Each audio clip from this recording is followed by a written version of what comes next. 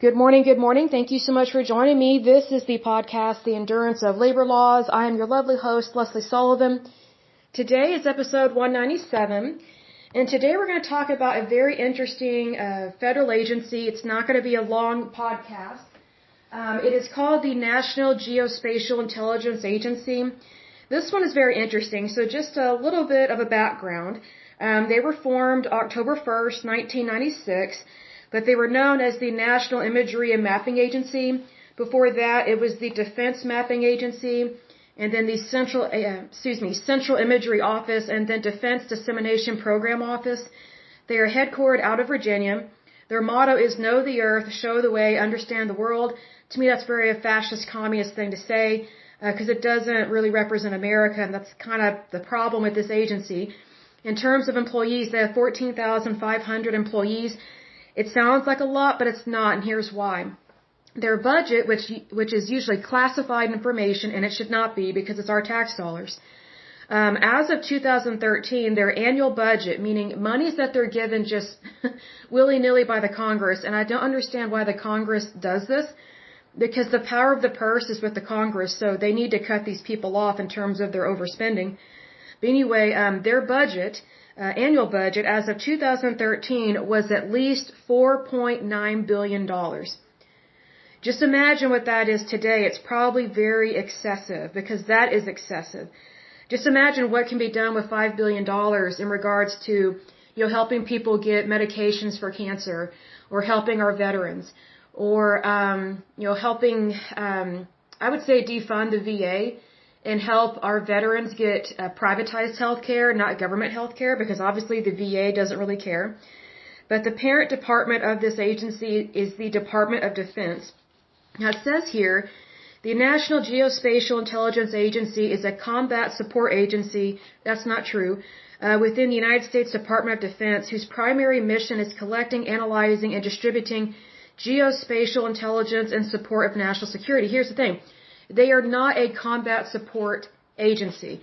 This agency was originally founded around, I would say, after World War I, and their main goal was to, resupply maps and reconfigure basically the lay of the land and distribute maps. That is not in regards to combat support. Combat support is specifically in regards to our military. This agency is supposed to be about making sure our maps are accurate for our military, but they are not actually in combat. So kind of interesting wording there. Initially, this agency was known as the National Imagery and Mapping Agency from 1996 to 2003.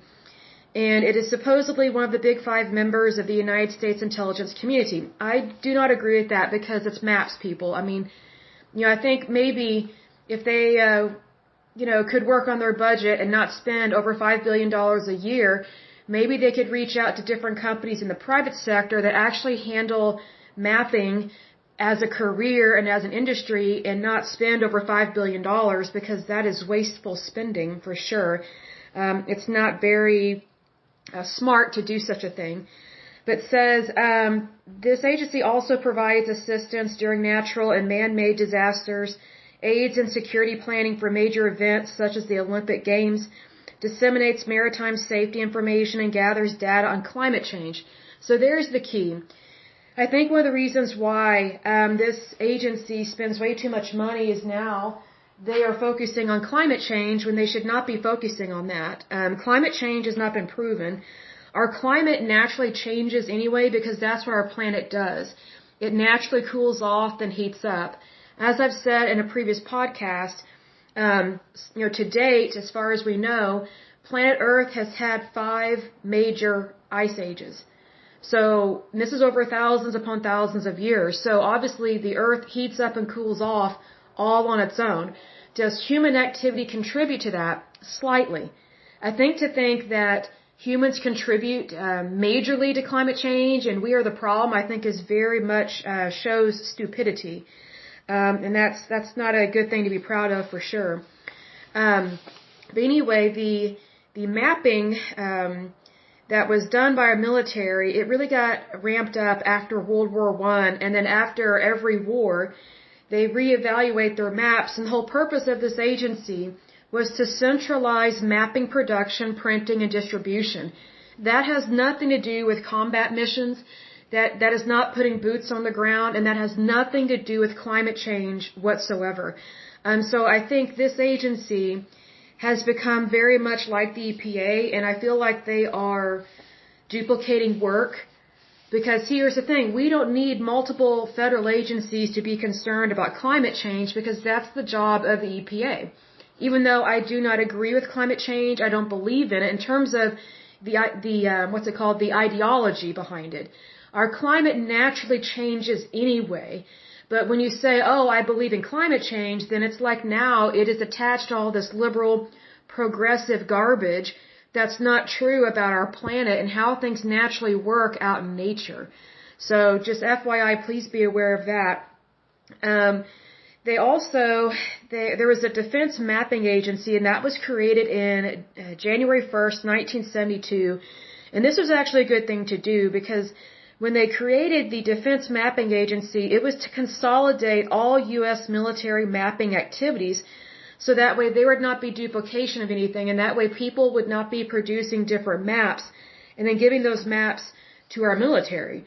So, you have to remember that back in the 70s, this is back when President Richard Nixon, he was one of the presidents, or he is the president, I should say, that created the EPA, the Environmental Protection Agency. And before the EPA was created, you had all these different federal agencies that were not talking to each other, did not want to work with each other, and they were all trying to handle some of the same stuff within the environment, but yet they were not getting things cleaned up. Like calls were coming in about, hey, there's a really bad Superfund site over here, there's toxic chemicals in our lake, or whatever the case may be.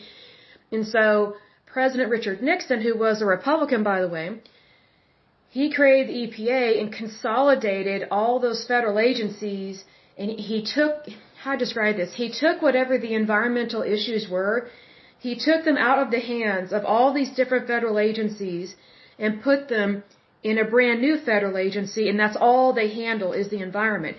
So needless to say, this agency right here, being concerned with climate change, is not appropriate.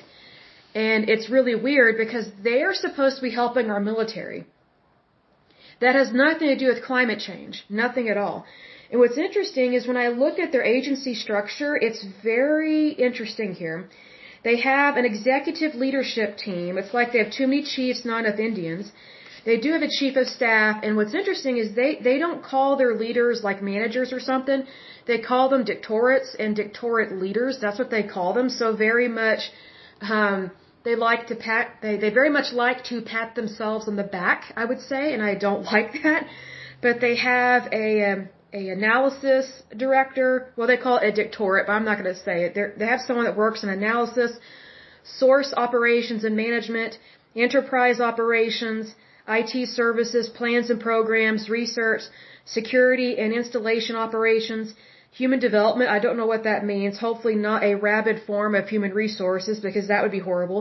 Then there is financial management, and then they have a couple other dictorates that handle stuff that they don't want people to know about, so I'm not surprised by that.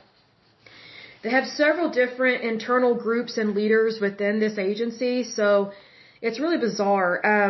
They have all these different types of operations, but it's like you don't really know exactly what they do. I mean, it's like well over 15 or 20 of them in here, so I can see why the budget is so high for this agency, because again, they have too many chiefs, not enough Indians. It's like everybody wants to be the leader, but no one actually gets anything done, and also we don't really know exactly what they do. See, here's the thing. This agency is supposed to be focusing on the maps and the geography that our military uses to fight our battles. This has nothing to do with climate change, but yet we have all these leaders in here, and it makes no sense. Now, in terms of their employees, the people that they supposedly employ are professional aeronautical analysis, geospatial analysis, imagery analysis, marine analysis, physical sciences, computer and telecommunication engineering. Those things are important, very much so. I just don't understand what these things have to deal with climate change because that's not appropriate for this agency. But then when I look at the directors that they have, it's a big old long list. Let me see here. Looking at here. The ones I have like 7 of them listed here. Actually a little bit more. Almost every single one of them is male. So there's only one woman that has ever been in a leadership position to lead the NGA. And when they are men, almost all of them are military. So they're admirals, lieutenant generals, and other things within the military. And I just find that really odd, and here's why. Because I was thinking about this last night when I was thinking about this podcast. You know, whenever we look at this agency on the surface, you know, you think about national security. It's not about security, it's about maps. Then you think about, okay, they are under the umbrella of the Department of Defense, so that is military, right? Well, here's the thing. I don't know any military people, at least where I'm from, and I am in a red state in Oklahoma, you know, basically right smack dab in the Bible Belt. I don't know any military people, out of all the years I've known people, not a single one that is pro-climate change, liberal, a Democrat, and would even think about supporting an agency like this or agree with what they're doing, especially in regards to climate change. See, because here's the thing. I find it really odd that this agency has admirals and lieutenants and generals in charge of this agency for the most part. There's one woman, but I don't think they really took her seriously. Because whenever I see that's mostly men are in charge of something, that tells me they're not really looking at women for applicants.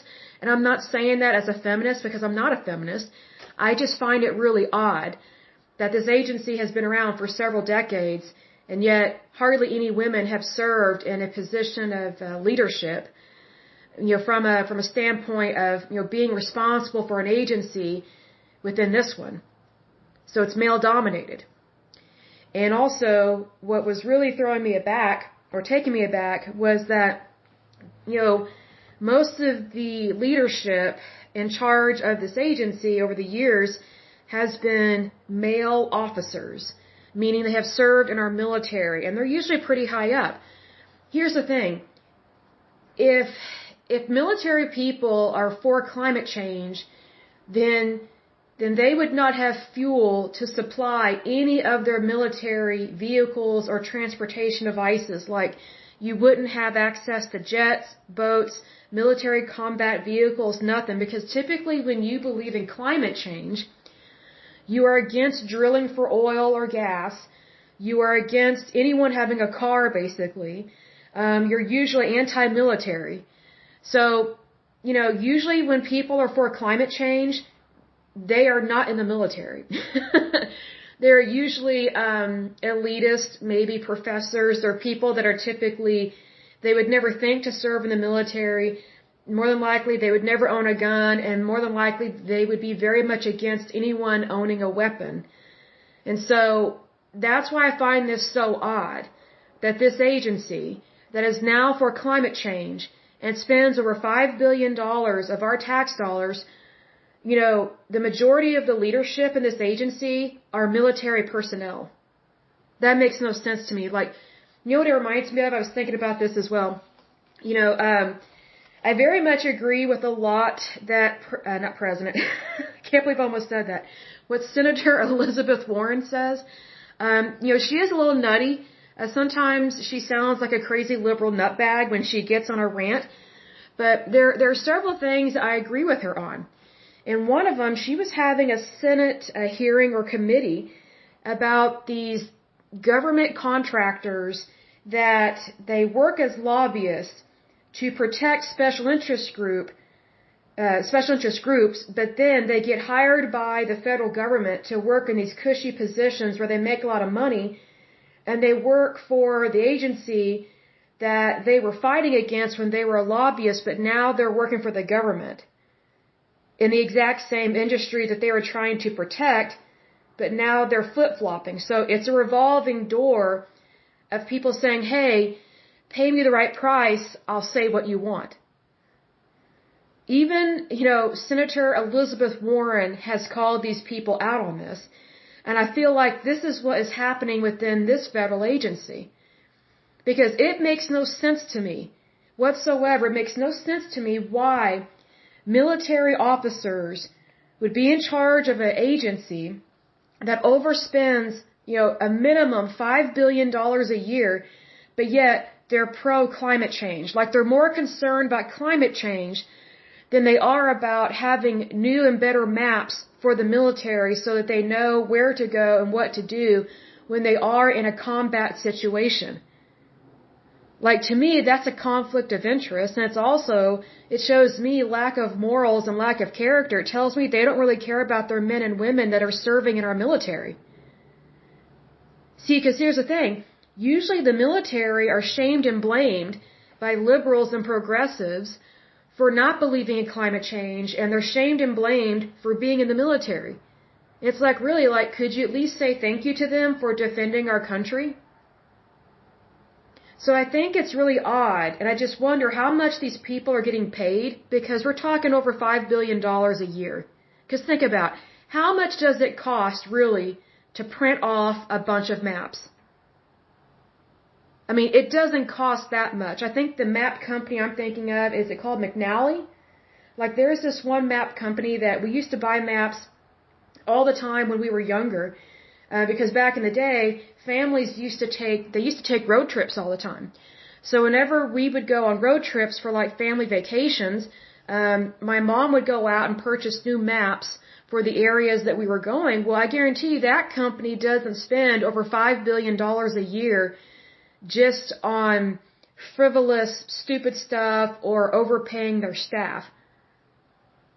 I bet they don't even make $5 billion a year in profit. See, here's the thing. This agency really needs to look to the private sector to help them out, because there's something going on that does not make sense, because this agency, it was founded to create and produce maps for our military. It had nothing to do with climate change. And climate change, if someone's going to look into it, it needs to be the EPA, not these people. I kind of feel like these military officers are just using this agency as their personal slush fund. And that greatly disappoints me. But, it's like, what else could it be? Because if they're not focusing on making sure the military has the right kind of maps and that they're programmed, into their computers and stuff, then what are they doing? I have news for these people. Our climate changes on its own because, the planet Earth is alive. If it wasn't alive, we would not have oxygen to breathe.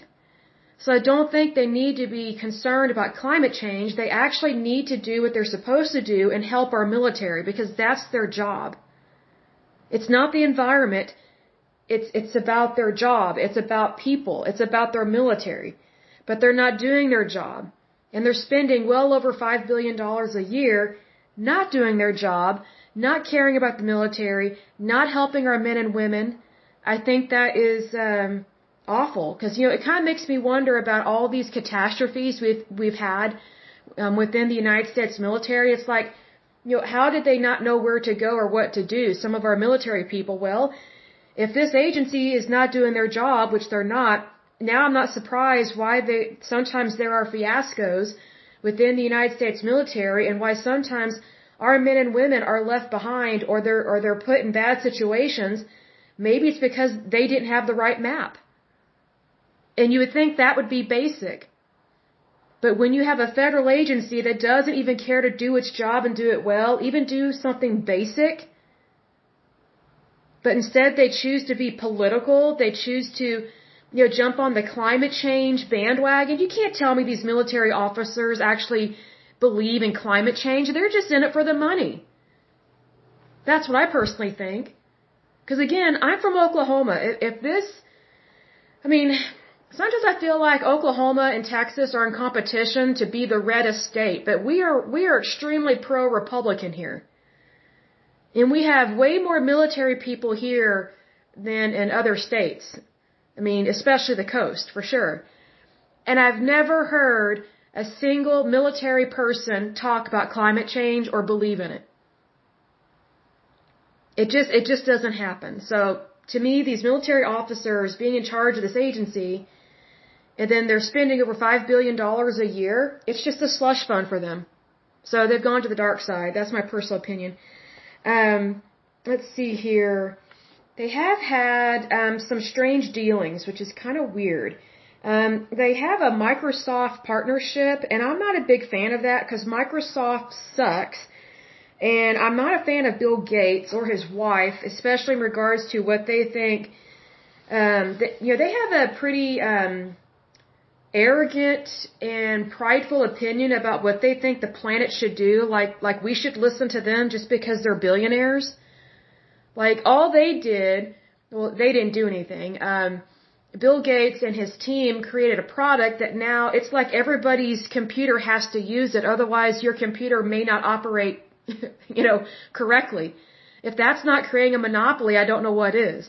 But anyway, this agency got in partnership with Microsoft, which I don't think they should have done that, but it was in regards to Microsoft Virtual Earth platform. And, it's supposed to be helping with geospatial support for humanitarian, peacekeeping, and national security efforts. That's all BS. What I find very interesting is whenever you have big corporations like Microsoft having a partnership with the government just to make money off of the government. So I don't really think that Microsoft really cares about humanitarian aid or peacekeeping or national security efforts because they are a monopoly. So why would I believe anything that they say? Like, why would I believe anything that comes out of Bill Gates or his wife's mouth? I mean, they have very strange thoughts about vaccines, healthcare. I mean, they very much come across as socialists. But what's really sad to me is that a lot of these people that are billionaires, they over time slowly become socialists because it's like the richer they get, the more prideful they get, and then that's when they become socialists. But yet when they were younger and did not make as much money, they were not socialists, and they actually valued the Constitution of the United States.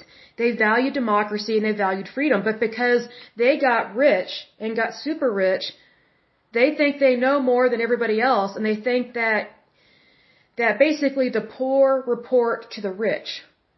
Just like how our federal government thinks that we, the citizens, report to them, and that mindset is a big problem. It's a big problem with big government and elitist. So I don't think Bill Gates and his wife were always elitist because they were not always rich. I don't understand why a rich person would go to the dark side and become socialist or elitist when that's not who they were for probably the first 50 or 40 years of their life. But because they have this problem with arrogance, arrogante as I call it, once they get rich, it's like, us peasants, we're stupid because we're not billionaires. Actually, we're not. Like, we're not stupid. Not by any means. And here's the thing. If Bill Gates and his wife and other billionaires like them, if they actually wanted what is best for the United States, they would never want large government. They would never want socialism because if you have large government and if you have socialism, companies like Microsoft would have never existed. Because under socialism, it hinders a lot of the private sector. So I just find it very interesting whenever someone who is super rich all of a sudden basically becomes a little communist. It's like, how can you be for something that would have stolen your future and your money as a young person if you had believed in it in your 20s? So I find that very odd. So sometimes you have to be careful where you get your advice from. Just because someone's rich doesn't mean they have the best intentions for you and your family. It's just my personal opinion, but it's just stuff I've noticed. So please be aware of that. Because again, just because someone's rich, it doesn't mean they actually love or care about other people. They very much love and care about themselves, for sure. But needless to say, this agency has had some controversies. It says here, India tested a nuclear weapon in 1998 that reportedly took the United States by surprise. And their defense is that due to budget cuts and defense spending after the end of the Cold War, the intelligence community was forced to reevaluate the allocation of its limited resources. Here's the thing. It doesn't cost over $5 billion to be aware of what other countries are doing. And if it costs you that much to do that, then you need better employees. Better employees. You need people that know what they're doing. Because if it costs over $5 billion a year, you've got some issues there. And it's like, wow, you need better employees. But one of the reasons why they had that issue is because, again, slowly becoming socialist within their agency. And it's one of those things that whenever you have an agency where it's being run by bureaucrats, things like this happen because bureaucrats do not really care about people. So whenever you have people in charge of a federal agency and they have access to a whole lot of money and they don't care about people, this is the kind of stuff that happens. So basically they get caught not doing their job and then they use the excuse, oh, well, we didn't have enough money. That there were cuts that were made after the Cold War. Get over your sweet little self. You can't blame everything on the Cold War. You know what it reminds me of? It reminds me of President Obama. Whenever he got into office, he always would say, well, this is what I inherited. This is what I inherited. And it's like, you know what? That stupid line got so old because it showed me that he didn't know how to do his job and do it well.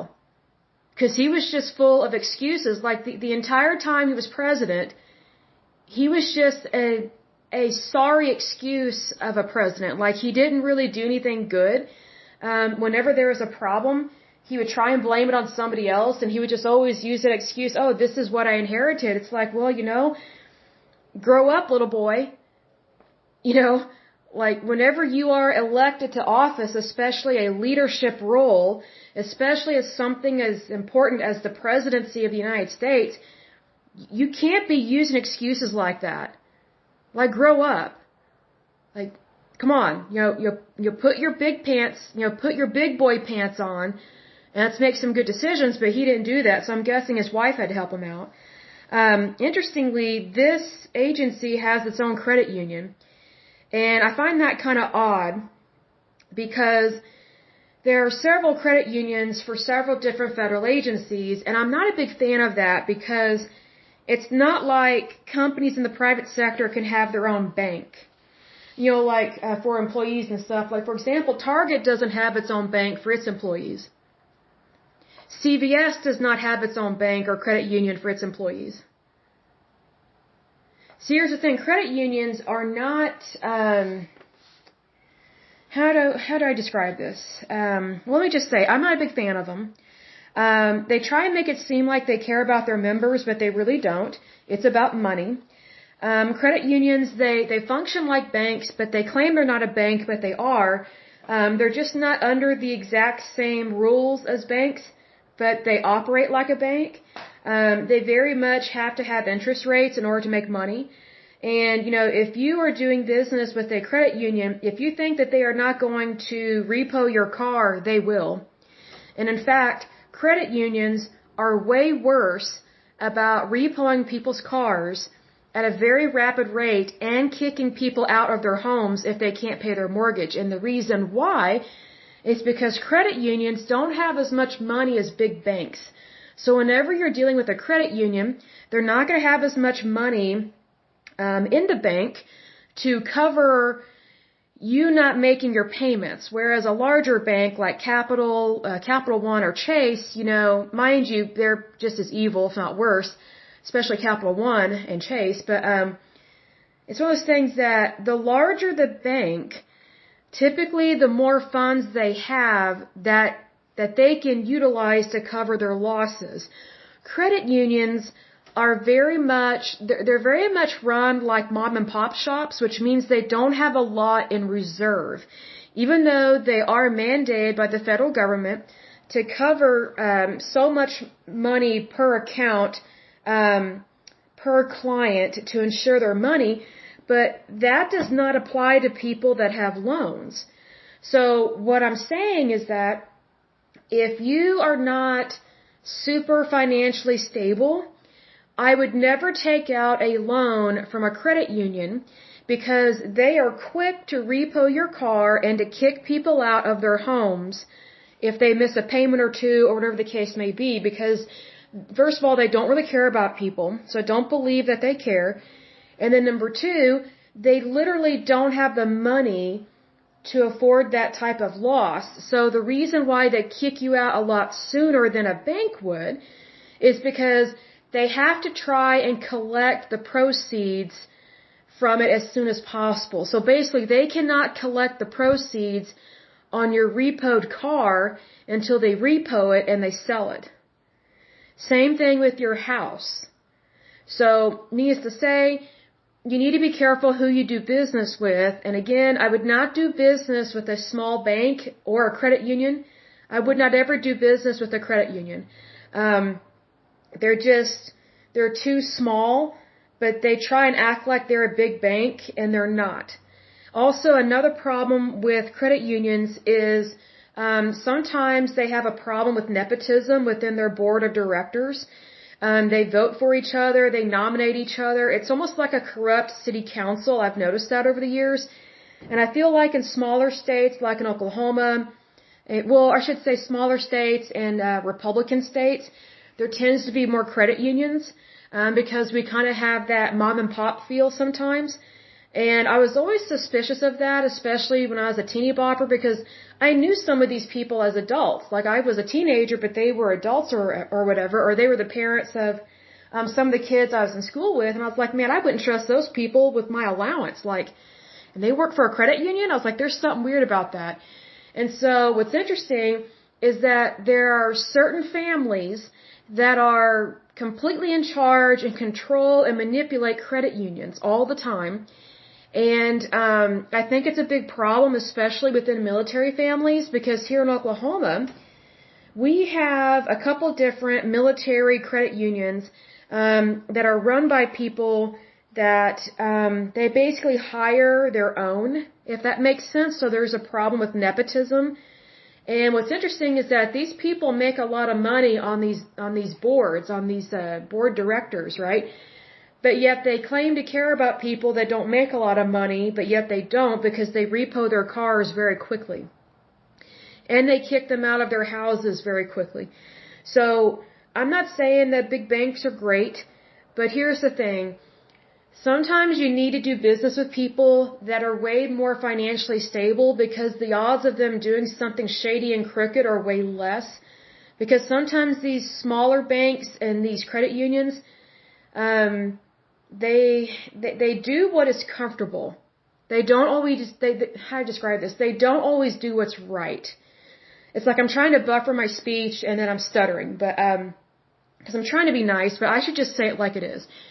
Okay, so here's how I say it like it is. So I'm just going to talk to you as if like we were chums and we're having coffee. Okay, let me tell you straight up. Do not ever get a car loan or a bank loan or a house loan from a credit union. The only time they like you or respect you is when you have money, so they're not really there for you. They say they care about their members, quote-unquote members, but here's the thing. You are a customer. You are not a member. You are viewed as a dollar bill, and you're viewed as money, I think worsely so by credit unions and banks. You know, banks are known for not caring about people, but they honor federal law and state laws a whole lot better than credit unions. Credit unions are notorious for failing audits. Big banks are not notorious for failing audits because they do excessive amounts of audits, internal and external. Credit unions are not known for being consistent with their audits, and so that's why they get away with a lot of stuff. They get away with a lot of unsecured loans. So here's the problem with that, and I'll close with this.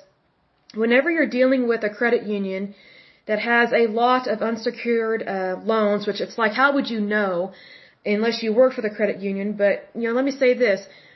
A lot of credit unions have, I would say, a high amount of unsecured loans, and that's not very stable of them to do that, because it means that their monies and their banks are not secure, is what that means.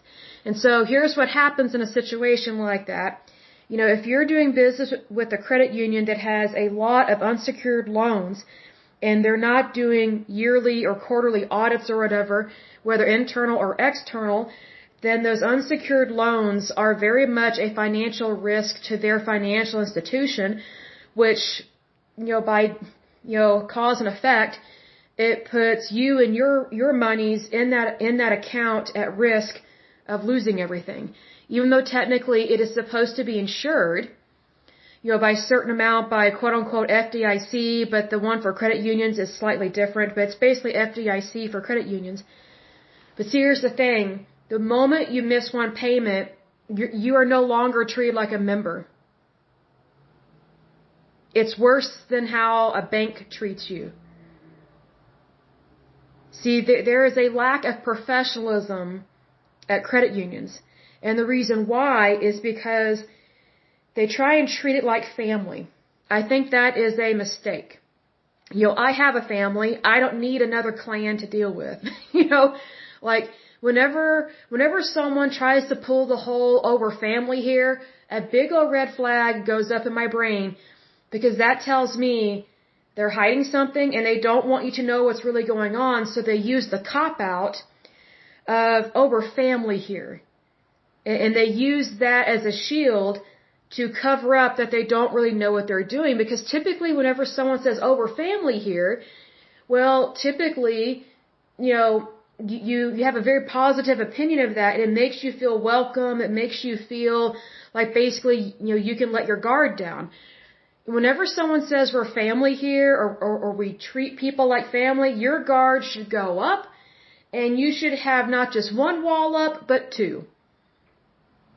Because whenever they say, oh, we treat people like family, I guarantee you that business has a problem with nepotism. And they are not going to care about you, because you are really not their family.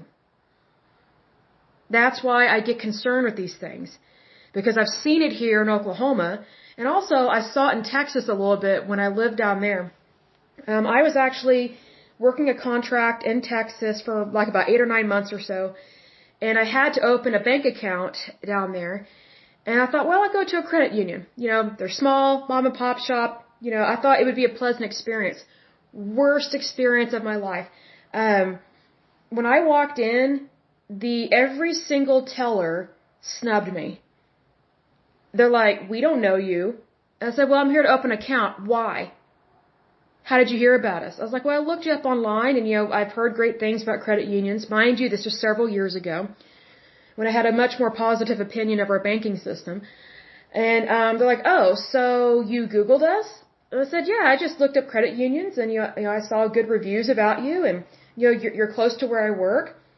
I just thought it would be nice to do business with you, and I need a checking account, to deposit my payroll checks. These people acted like I was a criminal. It was weird. They didn't want me there. I wasn't good enough to bank with them. And they actually declined me a bank account there. And I was like, what? Like, I just stood there in shock. I said, well, what's your reason? And I can't remember what the reason was, but it was totally unlawful. I said, what you're telling me, I was like, that doesn't make sense. I was like, because, you can't decline someone a bank account based on what you're saying. I was like, that goes against federal law, so what's the real reason? Well, they wouldn't tell me, but the real reason was they didn't want an outsider opening a bank account with them. And I was just shocked by that. So they want someone that was not from Oklahoma. They want someone that was Catholic, Hispanic, and then married. That's what I figured out from them. And I was like, wow. Which I'm not, well, I was Catholic at the time, but everything else, I was not. So I ended up going to a super large bank that is very much capitalistic, and, had a way better experience. They were way nicer, way more professional. They didn't snub me. They didn't mistreat me. They just said it like it is. Here's the checking account that we will open up for you. And they did it right there. I mean, it was just easy peasy. It was awesome. It was great. I mean, they did not discriminate against me. This larger bank was not a credit union. So needless to say, whenever someone says we're family here, you might want to ask, well, define family, and what does that have to do with doing business with you? Because we're not related. You know what I mean? It's just kind of like, this will probably sound strange, but if you haven't seen the movie Freaks, it's from the 1930s. It's a very interesting film. It's slightly disturbing, but it's very interesting. It's from the 1930s. It's black and white. And there's a scene in the movie where, let me back up. So Freaks is about freaks. It's about people that were physically disfigured or born a certain, they were born and they just didn't look right, or whatever the case may be. Maybe they were born without limbs and things of that nature. And so this movie really brought to light how these people are mistreated and how they are not wanted in society. And so these quote-unquote freaks, which are real people, really the only type of line of work that they were allowed to do was to work for circuses back then. So you have the circus freaks, and then you have the stars of the circus. So one of the stars is this real beautiful woman. She's like a trapeze artist or whatever, and she basically tries to gyp this midget guy out of his money because he's like a millionaire or something. He inherited a lot of money, and so she marries him just to try and kill him. But the people that he's associated with in the circus, he's considered a freak, and so he's friends with all these freaks in the circus. And just because he married her, supposedly she was going to be accepted into basically the freaks community. Okay, so there's this dinner. It's like the marriage reception, and so they're drinking, and so you have her, a beautiful trapeze artist who's a normal, beautiful woman, marrying this midget, and all of his friends are freaks, and they're at this long banquet table, and they start singing this song, and they start tapping their hands, if they have hands, on the table. And the song was so creepy, but it's very interesting because it represents kind of this cult mindset in a way. It goes, we accept, or one of us, we accept, or one of us. Well, she didn't like being called that because she was just using this midget for his money. So she or somebody else, one of the normal looking adults, threw her wine glass and everything that was in it at these freaks or whatever, and she called them freaks. Basically, she's saying, I don't want to be one of you. I'm not one of you. There is a difference between us, something like that. And it was really cold and cruel. I'm not going to tell you the ending to that movie, but anyway, but that song, we accept, or one of us, came to mind when I was at that credit union in Texas trying to open just a normal everyday bank account, but instead the song would have been, we don't accept her, she's not one of us. But here's the thing, these credit unions, they operate like that. It's like, if you're not one of us, we don't want you. We have to accept you first before we will even consider you for any kind of banking transaction. So it was really bizarre, but that's what it reminded me of. So I was like, okay, I'm getting out of here. It was so weird and bizarre. So that's why I went to a huge bank that is national and internationally known. And, they don't have that cult-like mindset. Not by any means. It was just, hey, do you have all your legal paperwork? Do you have your driver's license, your social?